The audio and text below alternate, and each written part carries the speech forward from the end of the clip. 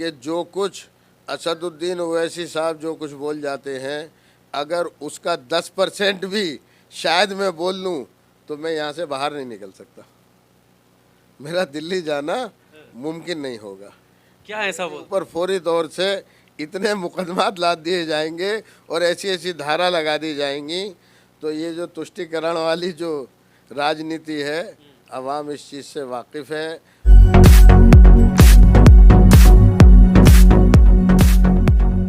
एक और नाम है, आपने शिक्षा की बात करी तो रामपुर से सांसद आज़म खान, जिन्होंने यूनिवर्सिटी की नींव रखी, कई इदारे भी खोले हैं, और वो कहते हैं कि अपने बच्चों को कलम पकड़ाओ, कोई दूसरा 7 समंदर पार से आपके हाथ में कलम देने के लिए नहीं आएगा। शिक्षा पर गौर देते हुए उनकी वीडियो वायरल होती हैं और इन दिनों वो जेल में हैं। तो क्या लगता है उनके बारे में, क्या क्योंकि मैं ये सवाल इसलिए भी आपसे पूछ रहा हूँ क्योंकि असदुद्दीन ओवैसी लगातार ये आरोप लगा रहे हैं कि मुस्लिम जो क़यादत है, मुस्लिम लीडरशिप है, उसको कहीं ना कहीं हर एक पार्टी दबाने का काम करती है। तो कैसे देखते हैं इसको? देखिए, आप लोग खुद मुझसे ज़्यादा जानते हैं, आप लोग ऐसे मैदान से जुड़े हुए हैं कि जो कुछ असदुद्दीन ओवैसी साहब जो कुछ बोल जाते हैं, अगर उसका 10% भी शायद मैं बोल लूँ तो मैं यहाँ से बाहर नहीं निकल सकता। मेरा दिल्ली जाना मुमकिन नहीं होगा। क्या ऐसा बोल ऊपर फौरी तौर से इतने मुकदमात लाद दिए जाएंगे और ऐसी ऐसी धारा लगा दी जाएंगी, तो ये जो तुष्टिकरण वाली जो राजनीति है, अवाम इस चीज़ से वाकिफ़ है। और इसका मैंने आपको अभी थोड़ी देर पहले बताया, पश्चिम बंगाल की आवाम ने जो कुछ करा वो आपके सामने है। उन्होंने दिखा दिया कि हम लोग जो है इस तरह की किसी भी बातों में आने वाले नहीं हैं, चाहे वो कोई हो, असदुद्दीन साहब हो या कोई साहब हो। वहाँ दो दो लोग मैदान में थे और ऐसे दिग्गज मैदान में थे कि जिन्होंने माइनॉरिटी के वोट को बांटने की पूरी ताकत लगा दी, लेकिन माइनॉरिटी के वोट को नहीं बांट सके। पर ऐसा क्या क्या बोलते हैं वो, बताइए कुछ ऐसा क्या बोलते हैं? वो तो कहते हैं मैं संवैधानिक दायरे में बात करता हूँ। नहीं, संवैधानिक दायरे का तो आप खुद ही देखते हैं और सुनते हैं कि संवैधानिक दायरे में वो बात करते हैं, क्या उनका लहजा होता है। अब उनकी सोच एक अपनी अपनी जगह है। हम उनकी सोच से या उससे जो वो करते हैं उससे हम लोग उनकी सोच पे वो उनके साथ है, हमारी सोच हमारे साथ है। हम जिस सोच को लेकर चलते हैं वो हमारी सोच इंसानियत वाली सोच है, इंसानों के लिए और इंसानियत पे काम करने वालों के लिए है। उनकी सोच है नहीं, अपनी। आपने कहा ना कि मेरे ऊपर अगर मैं ऐसा बोल दूं तो मेरे ऊपर भी मुकदमे हो जाएंगे, मैं दिल्ली तक नहीं जा पाऊंगा। तो ऐसी ऐसी क्या भाषा का वो इस्तेमाल करते हैं, थोड़ा बताइए तो, कि ये चीज़ वो गलत बोलते हैं? नहीं, ये आप मुझसे क्यों, ये तो आप खुद भी सुनते हैं, चाहे वो पार्लियामेंट या पार्लियामेंट से हटकर कहीं भी जब वो बोलते हैं, ये तो आपको उन्हें खुद तो पार्लियामेंट्री अवार्ड तक मिला है, पार्लियामेंट में बोलने के लिए तो मिला है। बिल्कुल बिल्कुल, क्योंकि वो जो है एक तरफ तो लोगों को अपने को तो मुत्तहिद कर नहीं पाते, अपने तो मुंतशिर हो जाते हैं, लेकिन दूसरा जो फासीवादी ताकतें हैं उनको मजबूत करके और उनको एक जगह जमा कर देते हैं, जिसका नुकसान इलेक्शन में आप देख रहे हैं कि किस तरह से होता है। आपने खुद देखा है बिहार के इलेक्शन में, उससे पहले भी कई इलेक्शनों में आप देख चुके हैं। खुद कर्नाटक के इलेक्शन में आपने देखा क्या हुआ उससे। बिहार में कहाँ हुआ? उन्होंने 5 सीटें निकाली हैं अपनी, उन्होंने कहाँ हरवा दिया? कांग्रेस का प्रदर्शन खराब रहा उसमें। बिल्कुल कांग्रेस का प्रदर्शन खराब रहा, उन्होंने 5 सीट निकाली, इसमें मैं आपकी बात से इत्तेफाक रखता हूँ। लेकिन वो अगर उस 5 सीट को अगर इनको लालू प्रसाद के बेटे के साथ मिलकर अगर कर लेते तो वहाँ बीजेपी की सरकार नहीं बनती।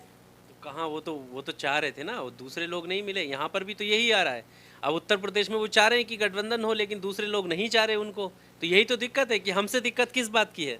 नहीं, वो किससे गठबंधन करना चाह रहे? तो सभी से कह दिया उन्होंने, 2 पार्टियों का नाम लिया है सिर्फ, बीजेपी और कांग्रेस के अलावा वो हर किसी से ओपन है कि हाँ कोई भी आ सकता है। आप लोग नहीं चाह रहे तो फिर उनकी क्या गलती है? नहीं, ऐसा नहीं है। देखिए, कहने में करनी और कथनी में बड़ा फ़र्क होता है।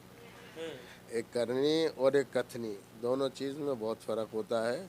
ये कह देना कि हम चाह रहे हैं और ये कहना कि हम तो सिर्फ बसपा के साथ करेंगे, और ये कहना कि हमारा जो है वो चंद्रशेखर रावण के साथ हमारा गठबंधन होगा। ऐसा कहाँ बोला है? अरे, ये आप लोग तो मीडिया से जुड़े हुए हैं, लेकिन जो वो ना बोले, उनका जो वक्ता बोले वो भी उन्हीं की बात होगी, ना कि दूसरे की होगी। तो इस तरह से ये तो अब किसका किसके साथ मिजाज मिलता है, ये अपना ज़ाती मामला आपकी है। पार्टी का मिजाज मिलता है कि नहीं मिलता है? नहीं, देखिए हमारी पार्टी इस तरह की चीज़ों से बहुत दूर रहती है। हमारी पार्टी तो एक विकास की राजनीति को लेकर चलती है, एक आवाम के जो हक में जो उनके भले के लिए होता है उसको लेकर चलती है। वो भी तो यही कहते हैं ना कि हमें साथ लेकर चलो, सब मिलकर विकास के कार्य करेंगे, देश को आगे लेकर जाएंगे। बिल्कुल बिल्कुल, आपने दुरुस्त कहा। तो सबसे पहले उनको जिस तरह से हमने दिल्ली से शुरुआत करी, उनको सबसे पहले अपने यहाँ से आंध्रा से उस चीज़ को लेकर चलना चाहिए। पहले आंध्रा में अपनी जड़ें मजबूत करें, उसके बाद बाहर निकल कर। तो है उनकी मजबूत। नहीं, कहाँ, कितने एमएलए हैं, कितने एमएलए हैं? फिर 5 एमएलए से क्या सरकार बन जाएगी? 5 एमएलए से कौन सा विकास कर लेंगे वो, बताइए? 5 एमएलए से तेलंगाना की या आंध्रा की हालत तो नहीं बदलने वाली। तो कम से कम पहले इंसान को अपना घर मजबूत करना चाहिए। जब घर मजबूत हो जाए तो बाहर भी मजबूत होगा। अच्छा, एक सवाल, वो जो जिस सवाल को लेकर वो यहाँ पर भी आए हैं, जगह जगह जहाँ भी जाते हैं वो खूब प्रखर तरीके से, मुखर तरीके से इस सवाल को उठाते हैं कि मुस्लिम क़यादत, मुस्लिम लीडरशिप हमें पीछे धकेला जा रहा है। हमारी हिस्सेदारी की बात सरकार में क्यों नहीं, क्यों हमें पीछे धकेला जा रहा है? तो आपको लगता है ये सही है, बाकी जो पार्टियां हैं वो गलत कर रही हैं? देखिए, ऐसा नहीं, हिस्सेदारी की बात, दिल्ली में हम 5 मुस्लिम विधायक हैं। दिल्ली के अंदर हमें जो है पूरी दिल्ली के अंदर जो होना चाहिए था, हमारा एक पार्टी के अंदर हिस्सा होना चाहिए था, वो आम आदमी पार्टी में हमारा हिस्सा है, हमारा एक मंत्री भी है। ऐसा कुछ नहीं है जिस तरह की वो बात करते हैं। अब उनकी सोच उनकी अपनी जगह है, हमारी सोच हमारी जगह आजम है। खान को लेकर भी कहते हैं कि रिवर फ्रंट बनवाया अखिलेश यादव ने, कार्रवाई होगी आजम खान पे, क्योंकि हर पार्टी में आजम खान है। अरे भाई, ये तो अब मैं कह तो रहा हूँ, मैं उनकी सोच और मेरी सोच में तो मैं उनकी सोच तक नहीं पहुँच सकता। मैं तो अपनी सोच, अपनी पार्टी की नीतियाँ सिर्फ इन तक महदूद हूँ, और अपनी कौम की फलाह बहबूद के लिए जो कर सकता हूँ उसके लिए मैं कभी भी पीछे नहीं रहता, हर वक्त हाजिर रहता ठीक है, कितनी उम्मीदें हैं आपको अपनी पार्टी से यूपी में?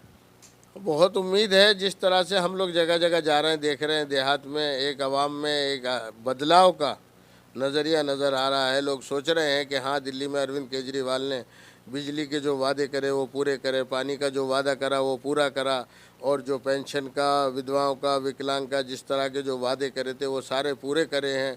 तो अगर उत्तर प्रदेश में भी आम आदमी पार्टी आती है तो ये वादे पूरे होंगे। ये महज एक जुमला नहीं बल्कि एक हकीकत बनकर रहेंगे, ये आवाम में यकीन है।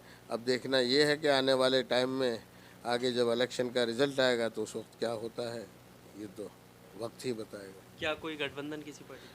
नहीं, फिलहाल कोई गठबंधन नहीं। 403 सीटों पर हम लोग इलेक्शन लड़ रहे हैं पूरे मुकम्मल इंशाल्लाह। चलिए, बहुत शुक्रिया हमारे साथ।